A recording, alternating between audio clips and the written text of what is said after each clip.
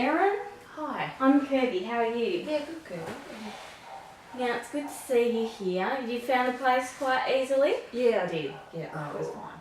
Excellent. So before we start, I just need to explain confidentiality to you, because it's a very, very important part of counselling. So confidentiality means that anything that we talk about between you and me is strictly between you and me.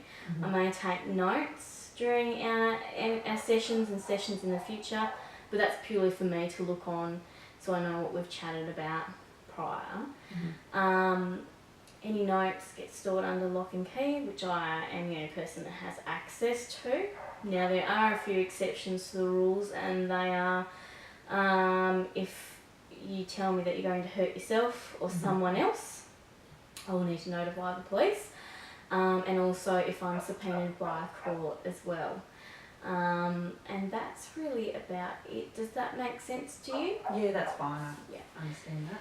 So it just means that a client can feel as comfortable as they can about sharing whatever they need to talk about. Sure. So what has brought you here today? Well, I just needed to, decide what I'm going to... I'm thinking about changing careers and just sort of trying to decide whether or not that's the right thing to do. Yeah, okay. So what are you currently doing? So at the moment, I just work full-time for a lawyer. Yep. I've been there about almost 12 months. But I've worked in law at a previous firm 12 years before that. So, Yep. Bit of a different role where I am. It's just, I guess I've done it for so long, it's not a challenge. And I struggle with that day in, day out. Same thing every day. So would you say that this job is no longer fulfilling for you? Yeah, I struggle to do that. Go to work, same thing. I guess I completely understand that some people do that and there's nothing wrong with that, but it's just not something that I can do. Yeah, okay. So have you had any other thoughts about what you want to do?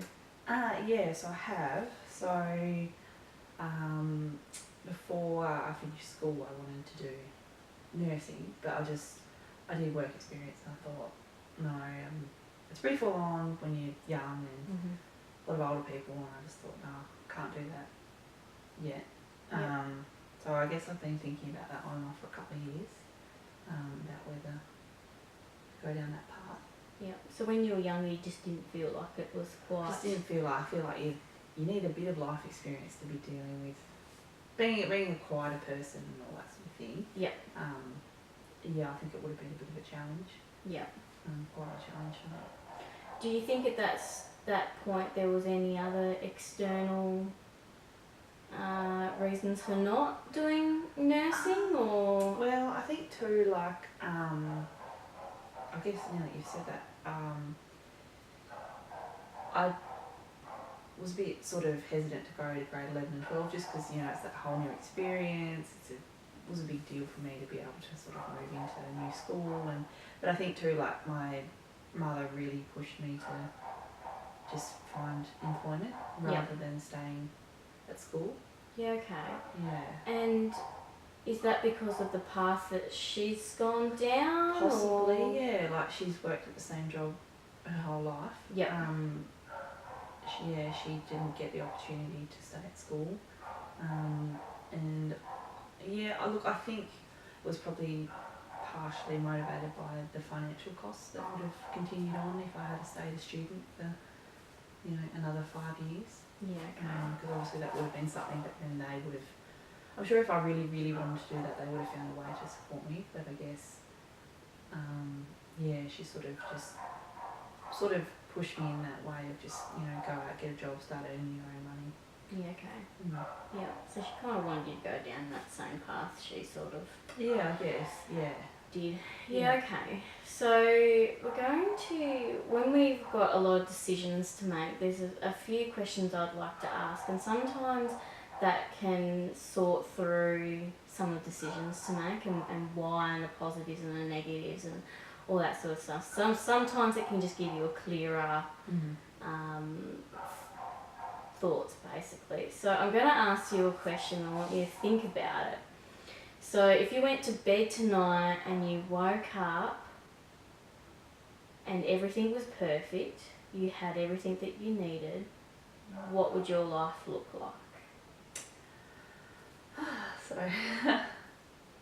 So like say in the future. Yeah. You went to bed, woke up, and you got exactly what you wanted. What does that look like for you? Yeah, I guess that at the moment what that would mean would be that I'd done uni, qualified as a nurse, and was working somewhere that in an area that I wanted to be in.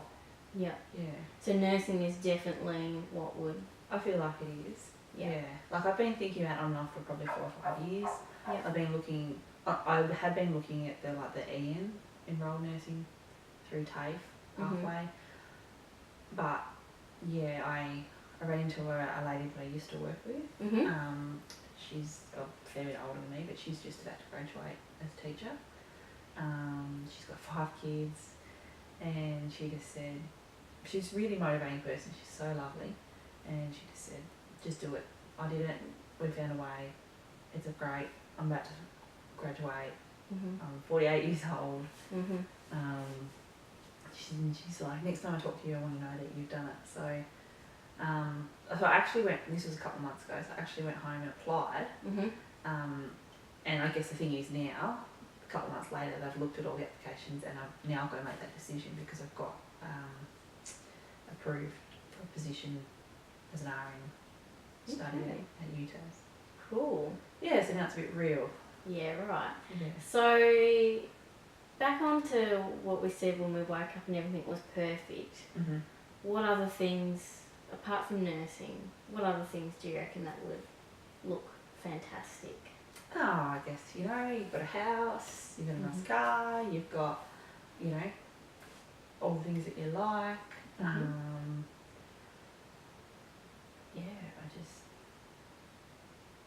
guess that's a hard question. Because sometimes, careers are great and they give us money and they make us learn all that sort of stuff, but, we're much more than just our careers. So what are some things that, that's been holding you back that you want to be doing that you haven't done in X amount of years? Yeah, okay. Well, I guess it was just, I guess it's that whole thing of taking that step away from full-time employment, working out whether or not it's something you can afford to do. And it's sort of like, I guess you have that thing like, what if I don't like it? Yeah. What if it's too hard? What if I can't do uni? Yeah. Sort of like a big step to take for something that's, you can never know 100%. No, you're right, you never can. But do you think it's a risk worth taking? Yeah, I do, especially if you think, well, if I woke up and I had this perfect life, it'd be like, oh, I'd like to be doing that. Yeah. From when I asked you that question, you lit up because, you're just like, nursing. So to me it sounds like have you actually made that decision? Yeah, that's what I want to do. Yeah. I just need to sort of put things in place, like I sat down, I looked at like the budget and gone, okay, I can do it. I still need to work part-time, so I have to have that conversation with my boss and say, look, this is what I want to do going forward. Can I work part-time? Yeah. So another question I'll ask you is a scaling question. So from 1 to 10, 1 being I definitely just don't want to do that, to 10, totally on there. From 1 to 10, how do you think you could go working part-time at the lawyers and studying? Well, so what I did was, a lady that I work with, her stepdaughter is just about to graduate. So last week she organised it. We went round to her house at lunchtime and I just sat down and had a chat with her. And she said that there were times where she was able to work sometimes between 2 and 4 days a week, quite easily, especially in the first year. So and my timetable's I'm only going to be in Launceston 2 days, Mhm. so it gives me sort of 5 days outside of that. Mhm. So she made it sound really achievable to work 2 to 3 days a week. Yeah. She said sometimes those days where she'd work 4 days. Yeah. Okay. Yeah. Yeah. So you think that is that sounded, yeah, she made it sound really positive as